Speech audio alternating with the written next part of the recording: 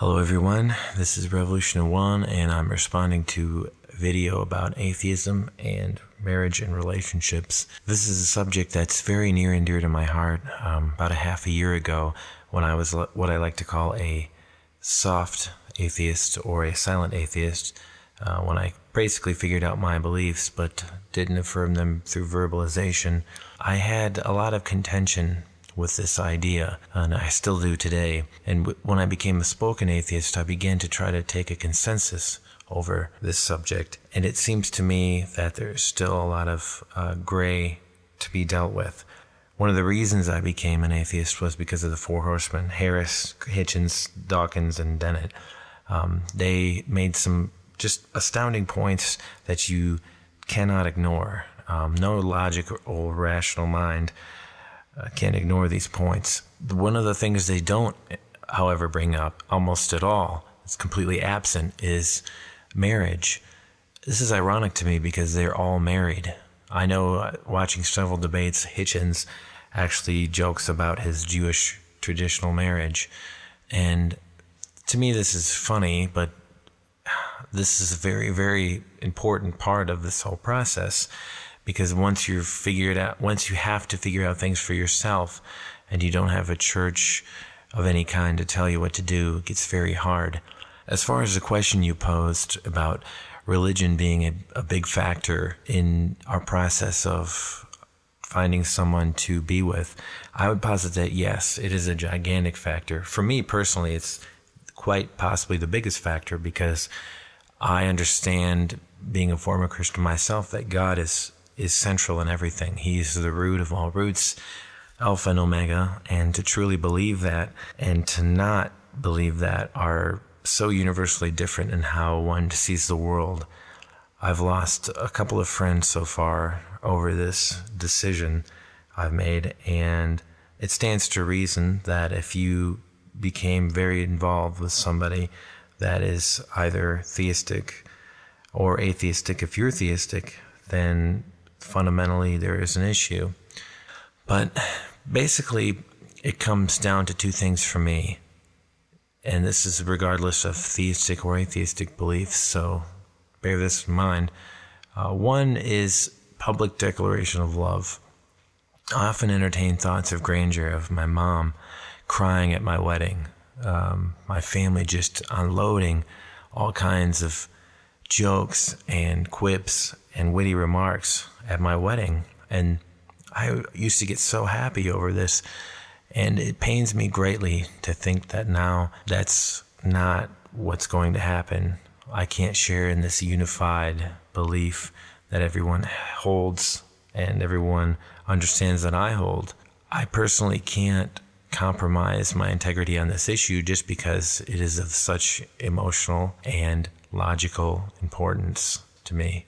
Well, maybe you're telling yourself right now, well, what if I don't mind lying at the altar? What if I say that it's worth it because my parents, my family, my liked and loved ones, they get a chance to be in emotional bliss, albeit temporarily? What if it's just not that big of a deal? What if my beliefs aren't that strong? What if I have a relativistic outlook on this kind of thing? Well, I say kudos to you, sir or ma'am, because personally, I couldn't do it. I couldn't purport somebody's happiness only to perhaps later tell them that, hey, I didn't actually believe that God united our souls. I didn't actually believe in something like forever. I actually believe in more of a relative and bendable ethical structure than just one size fits all. That's where I feel that things would get gray. There is no one action you can take that will lead to ultimate happiness without exploiting somebody's sadness. There's only cause and effect, and I wouldn't want the effect to hurt somebody I love, especially in the long run. And my second point is simply a mutual understanding of exactly how you feel about each other. So you're in love with this person, you want to spend the rest of your life with them, you can't see being anywhere else other than in this person's arms. Well, that's fine. You can do that. And I hopefully can find a relationship like this at some point. But But along with wedding vows comes very underlying rhetoric. I always think of the word forever in terms of marriage, because forever seems to be used a lot among the religious and among especially the people who are getting married. Forever is something that cannot logically or rationally exist. Everything has a finite beginning and a finite end. Just because we can't see that right now doesn't mean that it's not true. I know this probably zaps romanticism right out of the equation, but think about it. You're this person's friend. You're not only this person's lover, but you have to be with them day in and day out. You're going to make all kinds of logical and rational decisions. So why not try to step back into the emotional background and say, do I really believe this? But like I said earlier, if you're somebody who is of vague faith, perhaps a shallow Christian, as some more fundamental Christians would like to call you, believes in the gospel of inclusion, believes perhaps a more relativistic kind of faith, or if you're an atheist who just feels that there is no God and doesn't really care either way, as long as you love the person, you don't really care what's going to happen because you're more of a momentist than anything, then you're probably going to be okay.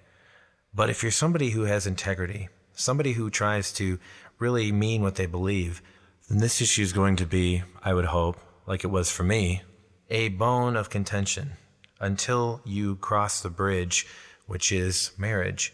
There is one last rung to this, and it is, of course, legalism. And as far as the law is concerned, there is a lot going for marriage.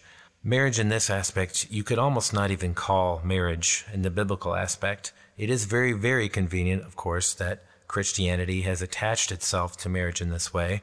If you're legally bounded to someone, then you can be soulfully bounded to someone. But they are very different things, and you must acknowledge them very differently. I'm reminded of the recent bestseller, Committed, by Elizabeth Gilbert, where she has to marry the man she loves in order to assure his residency stateside. Most of us would probably have done the same thing despite our religious inclinations. But again, this is a case-by-case basis and should be analyzed as such.